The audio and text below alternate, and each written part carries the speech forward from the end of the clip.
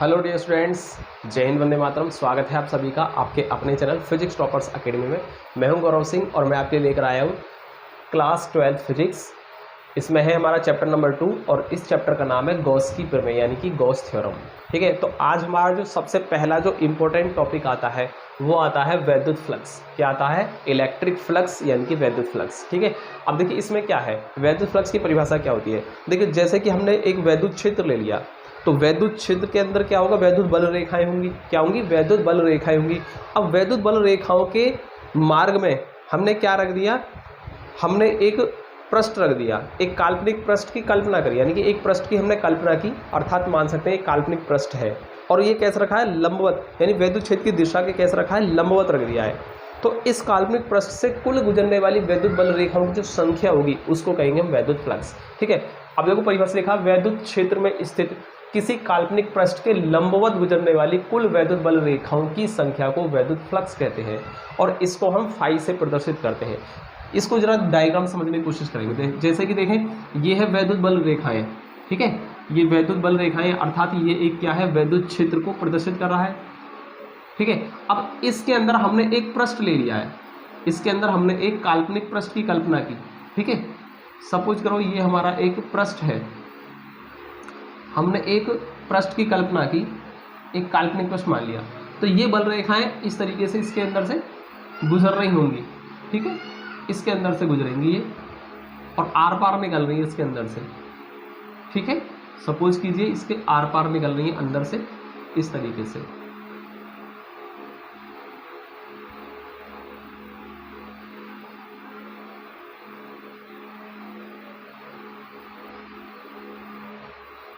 ठीक है, तो हमने एक पृष्ठ की कल्पना की, वैद्युत क्षेत्र के अंदर हमने एक काल्पनिक पृष्ठ की, ठीक है, कल्पना की, यानी कि एक पृष्ठ की कल्पना कर ली, तो ये क्या बन गया, हमारा एक काल्पनिक पृष्ठ बन गया। ठीक है, और इस पृष्ठ के लंबवत, जैसे कि ये पृष्ठ रखा हुआ है तो इसके पृष्ठ के लंबवत है ना, देखें आप ध्यान से देखें, इस पृष्ठ के क्या हो रहा है, लंबवत गुजरने वाली कुल बल रेखाओं की संख्या हो, यानी कि इस तरीके से देखा जाए तो 1 2 3 4 5 बल रेखाएं गुजर रही हैं, यानी ज़्यादा से ज़्यादा जितनी भी हमारे वैद्युत बल रेखा इसके अंदर से गुजर रही होंगी उन बल रेखाओं की कुल संख्या को ही कहते हैं हम वैद्युत फ्लक्स। ठीक है, दोबारा सुन लीजिए, परिभाषा बिल्कुल क्लियर है। वैद्युत क्षेत्र में स्थित किसी काल्पनिक पृष्ठ के लंबवत गुजरने वाली, देखो लंबवत होनी चाहिए, है ना, पृष्ठ को कैसे रखना है, बल रेखाओं के लंबवत रखना है। ठीक है, लंबवत गुजरने वाली कुल वैद्युत बल रेखाओं की संख्या को वैद्युत फ्लक्स कहते हैं और इसको हम फाई से प्रदर्शित करते हैं। आई थिंक आपको समझ में आया होगा, मैंने डायग्राम समझाने की कोशिश की है तो आपको समझ में आ गया होगा कि वैद्युत फ्लक्स क्या होता है। ठीक है, अब देखिए इसके बाद वैद्युत फ्लक्स का फॉर्मूला, ठीक है, क्या होगा वैद्युत फ्लक्स का फॉर्मूला, देखिए ध्यान से देखेंगे आप। जैसे सपोज करो इसके अंदर मैंने एक छोटा सा क्षेत्रफल मान लिया है, सूक्ष्म क्षेत्रफल अवयव, यानी इसका एक छोटा सा क्षेत्रफल मान लिया है। ठीक है, सूक्ष्म क्षेत्रफल अवयव। ठीक है, अब इसका क्षेत्रफल सदिश जो होगा DA वेक्टर मान लिया मैंने। ठीक है, भाई छोटा सा क्षेत्रफल है, इस पूरे क्षेत्रफल यानी इस पूरे जो काल्पनिक पृष्ठ है इसका क्षेत्रफल तो है A, मतलब मैंने जो काल्पनिक पृष्ठ लिया है इसका क्षेत्रफल मान लिया है, कम पूरा क्षेत्रफल A है, तो इसके अंदर मैंने एक छोटा सा टुकड़ा ले लिया है इसका, यानी एक क्षेत्रफल अवयव मान लिया, छोटा सा टुकड़ा, अल्पखंड मान लिया एक तरीके से टुकड़ा। ठीक है, और उसका जो क्षेत्रफल है वो DA है। ठीक है, तो ध्यान रखना किसी भी पृष्ठ पर हम क्या खींच सकते हैं, उसका क्षेत्रफल सदिश खींच सकते हैं। क्षेत्रफल सदिश क्या होता है, ध्यान से समझेंगे, यानी किसी भी पृष्ठ पर जब आप लंबवत, ठीक है, लंबवत एक सदिश खींच दे, जैसे कि पृष्ठ है इस पर हमने लंबवत एक सदिश खींच दिया, एक तरीके से क्या है ये नॉर्मल है, नॉर्मल में यानी कि अभिलंब, क्या है इस पर अभिलंब खींच दिया, तो ये क्या है एक तरीके से अभिलंब यानी कि नॉर्मल हो गया, तो यही क्या होगा इस पर क्षेत्रफल सदिश हो जाएगा। तो क्षेत्रफल सदिश कुछ नहीं होता है, पृष्ठ पर लंबवत, ठीक है, खींचा गया वेक्टर ही क्या होता है, क्षेत्रफल सदिश होता है। तो ये इस पर लंबवत जब आप खींचोगे ना, 90 डिग्री का एंगल बनाते हुए लंबवत जब एक वेक्टर खींचोगे आप, ठीक है, सदिश खींचोगे तो उसकी दिशा क्या होगी, ये होगी, तो यही होगा हमारा क्षेत्रफल सदिश। तो इस पर हमने क्षेत्रफल सदिश खींच लिया है। ठीक है, छोटा सा क्षेत्रफल क्या है इसका DA और क्षेत्रफल सदिश क्या होगा DA वेक्टर हो जाएगा। ठीक है, कोई दिक्कत। और ये क्या है, वैद्युत क्षेत्र है, इस वैद्युत क्षेत्र E वेक्टर के अंदर है ये, भाई ये क्या है, टोटल वैद्युत क्षेत्र है, वैद्युत क्षेत्र के अंदर रखा हुआ है ये पूरा, ठीक है।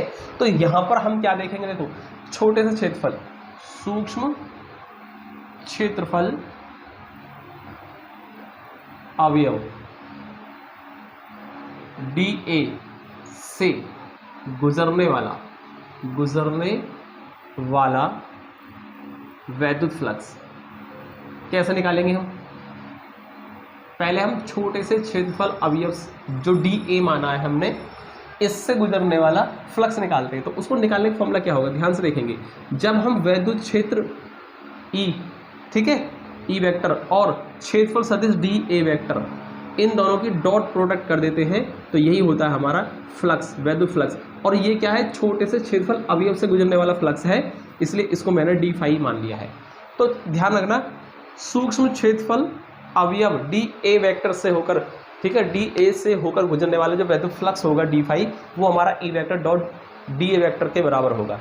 इस फॉर्मूले से हम किसी भी सूक्ष्म क्षेत्रफल अवयव से होकर गुजरने वाला फ्लक्स निकाल सकते हैं, ठीक है। आई थिंक आपको समझ में आ रहा होगा। यदि ध्यान से देखना, यदि ये पृष्ठ कैसा रखा है, यदि ये काल्पनिक पृष्ठ कैसा रखा है, वैद्युत क्षेत्र के साथ कुछ एंगल बनाते हुए रखा है, कैसा रखा है, बिल्कुल लंबवत ना होकर के कैसा रखा है, ये कुछ एंगल थीटा बनाते हुए रखा है, थीटा एंगल बनाते हुए रखा है। यानी कह सकते हैं यदि वैद्युत क्षेत्र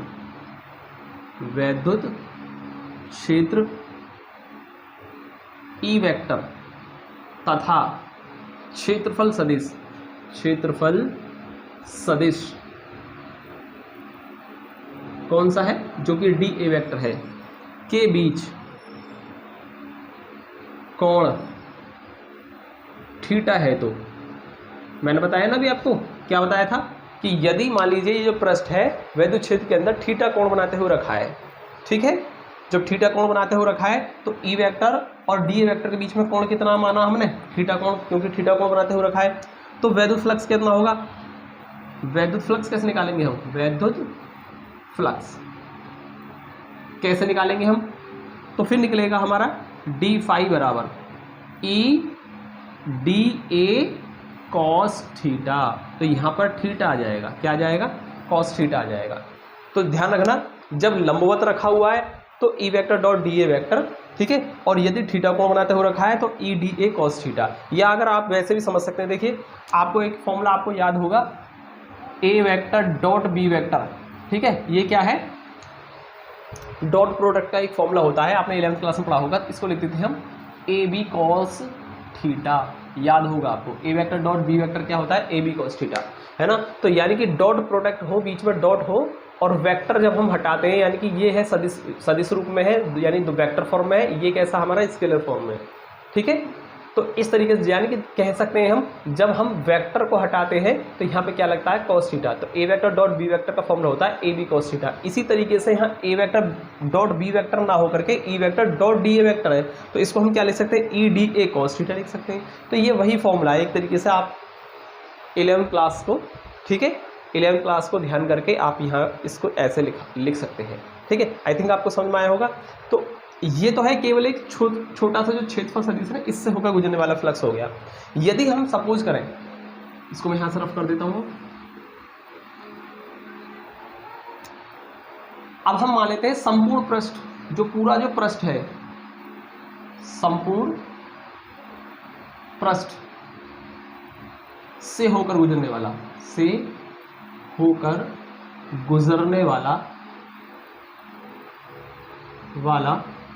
वैद्युत फ्लक्स कितना होगा, पूरे पृष्ठ से होकर गुजरने वाला कितना होगा, उसको मैं क्या मान सकता हूं, उसको मैं फाई मान सकता हूं। कुल वैद्युत फ्लक्स आ गया, एक तरीके से क्या आ गया, कुल वैद्युत फ्लक्स आ गया, यानी पूरे पृष्ठ से होकर गुजरने वाला फ्लक्स आ गया। और ये कैसे निकलेगा, हम क्या कर देंगे, जो हमारा छोटे से क्षेत्रफल अवयव से होकर गुजरने वाला जो फ्लक्स था d फाई, उसका क्या कर देंगे, इंटीग्रेशन कर देंगे। हम इंटीग्रेशन हम जब ही करते हैं जब हम पूरा निकालते हैं, यानी कि जब हम पूरा कैलकुलेट करते हैं ना, जैसे कि वैद्युत फ्लक्स कैलकुलेट कर रहे हैं यहाँ पर, तो जब हम पूरा वैद्युत फ्लक्स कैलकुलेट करेंगे तो यहाँ पर हम इंटीग्रेशन कर देंगे, ठीक है। सूक्ष्म क्षेत्रफल अवयव से गुजरने वाला फ्लक्स d फाई, और हमें निकालना पूरे पृष्ठ से गुजरने वाला फ्लक्स, इसलिए इसका क्या कर देंगे, इंटीग्रेशन, और उसको मैंने मान लिया फाई, ठीक है, कुल को मान लिया मैंने phi.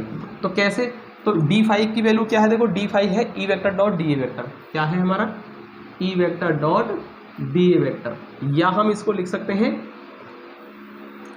E vector dot D A vector को लिख सकते हैं हम क्या, ई D A cos theta, E D A cos theta. और यहाँ पर हम देखिए ई जो होता है वैद्युत क्षेत्र है, जो कि क्या होता है हमारा कांस्टेंट होता है, इसको बाहर कर देंगे और कॉस थीटा को भी हम बाहर कर देंगे, ठीक है। ई कॉस थीटा अंदर रह जाएगा डी ए, ठीक है। अब जरा ध्यान से देखेंगे यहाँ पर ई कॉस थीटा इंटू, अब ये जो डी ए है, डी ए क्या था मैंने आपको बताया था, छोटा सा क्षेत्रफल सदिश, ठीक है, सूक्ष्म क्षेत्रफल अवयव, ठीक है, उसका क्षेत्रफल है ये। और इंटीग्रेशन कर दिया, मतलब इंटीग्रेशन करने का मतलब पूरे पृष्ठ का क्षेत्रफल लिखा हुआ है, छोटे से क्षेत्रफल अवयव का, ठीक है, छोटा सा जो अवयव लिया था हमने उसका क्षेत्रफल है डी ए, और उसका कर दिया इंटीग्रेशन, मतलब पूरे पृष्ठ का, ठीक है, पूरे पृष्ठ का क्षेत्रफल आ गया। और पूरे पृष्ठ का क्षेत्रफल मैंने क्या माना था, ए माना था, क्या माना था, ए। तो आप चाहो तो इसको यहाँ लिख सकते हैं इंटीग्रेशन डी ए बराबर ए, ठीक है, संपूर्ण पृष्ठ क्षेत्रफल। तो ये पूरे पृष्ठ का क्षेत्रफल होता है, यहाँ पर मैंने मान लिया था पूरे पृष्ठ का क्षेत्रफल ए है, ठीक है। या इसको हम लिख सकते हैं फाई बराबर ई ए कॉस थीटा। तो इस तरीके से हमारा फॉर्मूला बनकर तैयार हो जाता है। तो ध्यान रखेंगे आप, किसी छोटे से अवयव से होकर गुजरने वाला फ्लक्स जो होगा D phi E vector dot D A vector, या इसको हम वेक्टर हटा देंगे तो E D A cos theta लिख सकते हैं, ठीक है। और यदि हमें पूरे पृष्ठ से होकर निकलने वाला जो पूरा पृष्ठ है उसका क्षेत्रफल जो माना मैंने ए माना है, ठीक है, संपूर्ण पृष्ठ क्षेत्रफल ए से होकर गुजरने वाला फ्लक्स कैसे निकलेगा, ई ए कॉस थीटा। तो आई थिंक आपको समझ में आया होगा वैद्युत फ्लक्स क्या है, ठीक है। ये फॉर्मूले आप याद रखेंगे। अब जरा इसके अंदर मैं कुछ लेता हूँ विशेष स्थितियाँ, क्या लेते हैं हम इसमें, विशेष स्थितियाँ। विशेष स्थितियाँ कैसे, ध्यान से देखेंगे सभी, विशेष स्थितियाँ यानी स्पेशल कंडीशंस। स्पेशल कंडीशन क्या आएंगी, यदि, पहले लेते हैं हम कंडीशन यदि पृष्ठ जो आपने जो पृष्ठ लिया है यानी काल्पनिक पृष्ठ जो लिया है ना, यदि पृष्ठ वैद्युत क्षेत्र के लंबवत रखा है, कैसे रखा है, लंबवत रखा है, ठीक है, लंबवत रखा है, तो वैद्युत फ्लक्स कितना होगा। देखिए लंबवत रखा है तो यहाँ पर थीटा बराबर क्या आएगा हमारा, 0 आएगा। ध्यान से देखेंगे लंबवत के लिए थीटा 0 आएगा। अब ये क्यों आएगा मैं अभी आपको ये भी बताऊंगा। आप सोचोगे लंबवत रखा है तो थीटा 90 होना चाहिए ना, भाई लंबवत रखते हैं तो 90 एंगल, और जब समांतर रखा होता है तो 0 एंगल। लेकिन यहाँ उल्टा होता है, क्यों हो जाता है वो भी मैं आपको समझाऊंगा, डायग्राम से समझाऊंगा, ठीक है। लंबवत रखा है तो थीटा क्या होना चाहिए, यहाँ पर 0 होता है। ध्यान रखेंगे लंबवत के लिए थीटा 0 क्यों होगा, इसका कारण मैं अभी जस्ट 1 मिनट में आपको देने वाला हूँ। तो लंबवत के लिए थीटा 0, ठीक है। तब वैद्युत फ्लक्स कैसे निकलेगा, वैद्युत फ्लक्स फाई कैसे निकलेगा, वो निकलेगा हमारा ई ए कॉस थीटा, है ना,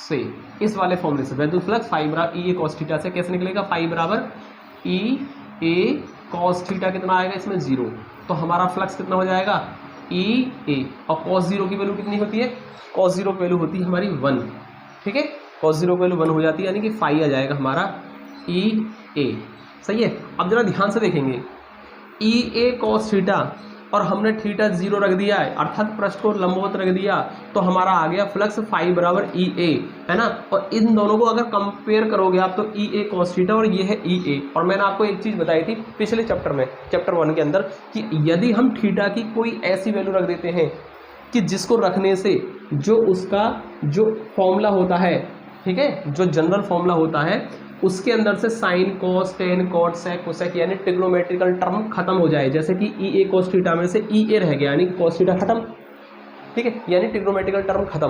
तो उस कंडीशन में क्या होता है, वैल्यू मैक्सिमम होती है, यानी सबसे अधिक जो वैद्युत फ्लक्स जो गुजरेगा वो जब गुजरेगा जब पृष्ठ कैसा रखा हो, क्षेत्र के वैद्युत क्षेत्र के लंबवत रखा हो, अर्थात थीटा बराबर 0 हो। अब बात आती है ये थीटा बराबर 0 कैसे, जरा इसको ध्यान से समझेंगे। जैसे कि वैद्युत क्षेत्र है आपका इस तरीके से, वैद्युत क्षेत्र यानी कि वैद्युत बल रेखाएं आपकी कैसे जा रही हैं, वैद्युत क्षेत्र हो गया इस तरीके से, ध्यान से देखेंगे वैद्युत क्षेत्र इस तरीके से, इस तरीके से, ठीक है, अब मैं लेता हूँ एक पृष्ठ लेता हूँ, क्या लेता हूँ मैं, एक पृष्ठ लेता हूँ। ये है वो हमारा काल्पनिक पृष्ठ, ध्यान से देखेंगे, ये है हमारा वो काल्पनिक पृष्ठ, ये है हमारा काल्पनिक पृष्ठ जो हमने इस वैद्युत क्षेत्र के अंदर रख रखा है। ठीक है, अब वैद्युत क्षेत्र इस तरीके से है, तो इसके लंबवत में इसको कैसे रखूंगा, ऐसी तरह रखूंगा, तो ये पृष्ठ मैंने ऐसे रखा है, तो ये लंबवत हो गया, यानी पृष्ठ के लंबवत। तो इसके अंदर ध्यान से देखेंगे, ठीक है, इस तरीके से, तो बल रेखाएं कैसे गुजरेंगी, यहाँ इस पूरे पृष्ठ से गुजरेंगी, इस तरीके से गुजरेंगी, इस तरीके से। तो बहुत सारी बल रेखाएं इसके अंदर से गुजरेंगी और वो इधर से बाहर निकल रही होंगी, वैद्युत बल रेखाएं, है ना, इस तरीके से। ध्यान से देखें, पृष्ठ रख दिया, तो इसमें से लंबवत गुजर रही है बल रेखाएं, और कैसे निकल रही है, यहाँ से निकल रही है। अब ये बोर्ड पर बनी हुई है, बाकी अगर बल रेखाएं बहुत सारी होती तो यहाँ से यहाँ से यहाँ से यहाँ से यहाँ से पूरे पृष्ठ से गुजर रही होती है, यानी कि इधर से पूरे पृष्ठ से बहुत सारी बल रेखाएं गुजर रही होती है। ठीक है, तो इन बल रेखाओं की संख्या, जितनी भी बल रेखाएं गुजरी होंगी, ये तो हो गया हमारा विद्युत फ्लक्स। ठीक है, अब देखिए पृष्ठ कैसा रखा हुआ है, लंबवत रखा हुआ है ना, पृष्ठ कैसा, लंबवत, लेकिन थीटा जीरो कैसे हो गया, मैं आपको वो समझा रहा हूँ। तो ध्यान से देखेंगे आप, क्षेत्रफल सदिश जो होता है हमेशा पृष्ठ के क्या होता है, लंबवत, तो पृष्ठ के लंबवत ये हो गया क्षेत्रफल सदिश। तो क्षेत्रफल सदिश ए वेक्टर कहाँ हो गया, इधर। ठीक है, और ये किस दिशा में आ गया, जिधर बल रेखाओं की दिशा है, यानी बल रेखाएं भी इधर ही है, यानी वैद्युत क्षेत्र की दिशा भी इधर ही है। और इसके ऊपर जब ये हमने पृष्ठ कैसा रखा है, लंबवत रखा है, पृष्ठ लंबवत रखा है, तो हमारा जो थीटा है वो जीरो कैसे हो गया, क्योंकि जब इसका क्षेत्रफल सदिश खींचोगे तो वो कैसा आएगा, इस पृष्ठ के लंबवत वैद्युत क्षेत्र की दिशा में आ गया। तो ई वेक्टर और ये है हमारा डी ए वेक्टर या ए वेक्टर, तो ई वेक्टर और ए वेक्टर दोनों किस दिशा में है, एक दूसरे के समांतर हो गए, यानी कि वैद्युत क्षेत्र भी आपका इसी दिशा में है और क्षेत्रफल सदिश भी इसी दिशा में हो गया, अर्थात ये कैसे हो गए, एक दूसरे के समांतर। और जहां समांतर होता है तो वहां एंगल क्या आता है, हमारा जीरो आता है। क्या आता है, एंगल हमारा जीरो आता है। तो इस तरीके से हमारा पृष्ठ तो लंबवत रखा है, लेकिन ई वेक्टर और ए वेक्टर के बीच का जो एंगल आएगा वो जीरो होगा। तो ध्यान से देखना, ये जो हमारा एंगल जो होता है ना, ये कौन सा एंगल होता है, ये एंगल हमारा वैद्युत क्षेत्र और क्षेत्रफल सदिश के बीच का कोण होता है। ठीक है, जो कि पृष्ठ लंबवत होने पर क्या हो जाएगा, ई वेक्टर और ए वेक्टर के बीच का एंगल जीरो आता है। तो इसलिए मैंने लंबवत होने की कंडीशन में थीटा को जीरो लिया है। आई थिंक आपको समझ में आया होगा कैसे होगा। जैसे कि ये है आपका पृष्ठ, ठीक है, ये है आपका पृष्ठ, ठीक है, तो इस पृष्ठ में कैसे हो रही हैं, बल रेखाएं गुजर रही हैं, और कैसे गुजर रही हैं, ये लंबवत गुजर रही है, पृष्ठ के लंबवत। पृष्ठ कैसे रखा है, लंबवत रखा है, यानी इस तरीके से रखा हुआ है। ठीक है, और इससे बल रेखाएं गुजर रही हैं,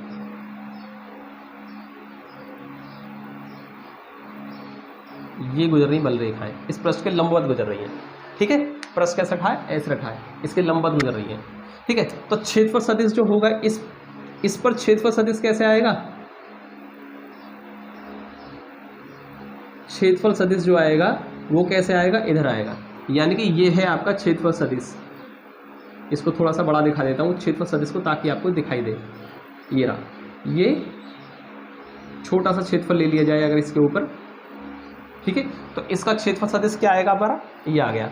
और ई वेक्टर किधर है हमारा, ये हमारी जो बल रेखा है ये क्या है, ई वेक्टर की दिशा है, यानी ई वेक्टर भी इधर आ गया, और पृष्ठ लंबवत है तो डी ए वेक्टर भी क्या आ गया, वैद्युत क्षेत्र के समांतर आ गया। अर्थात यहाँ थीटा कितना दिखाई दे रहा है आपको, जीरो दिखाई दे रहा है। तो समझ में आया, लॉजिक समझ में आया। लंबवत होने की कंडीशन में थीटा हमेशा जीरो होता है, और जैसे हम जीरो रखेंगे वैद्युत क्षेत्र क्या आ जाएगा, वैद्युत फ्लक्स का मान कितना आएगा, अधिकतम आएगा। यानी इस कंडीशन में जब लंबवत पृष्ठ रखा होता है, अर्थात थीटा बराबर जीरो होता है, तो उस कंडीशन में सबसे ज़्यादा बल रेखाएं गुजरती हैं। इसीलिए परिभाषा के अंदर मैंने लिखा था कि पृष्ठ के लंबवत गुजरने वाली कुल बल रेखाओं की संख्या, यानी लंबवत ही क्यों रखा, क्योंकि हमें सबसे अधिक वैद्युत फ्लक्स चाहिए था उस कंडीशन में जब पृष्ठ कैसा होता है, लंबवत होता है, तभी तो हमारी अधिकतम बल रेखाएं गुजरती हैं। तो इसीलिए लिया था मैंने वहाँ पर भी। आई थिंक आपको समझ में आया होगा। तो ये है हमारी पहली कंडीशन, समझ में आया आपको, सबसे अधिक वैद्युत फ्लक्स जब गुजरेगा जब पृष्ठ कैसा हो, लंबवत हो। अब लेते हैं हम स्थिति नंबर 2। ठीक है, विशेष स्थिति नंबर 2 क्या है, यदि पृष्ठ वैद्युत क्षेत्र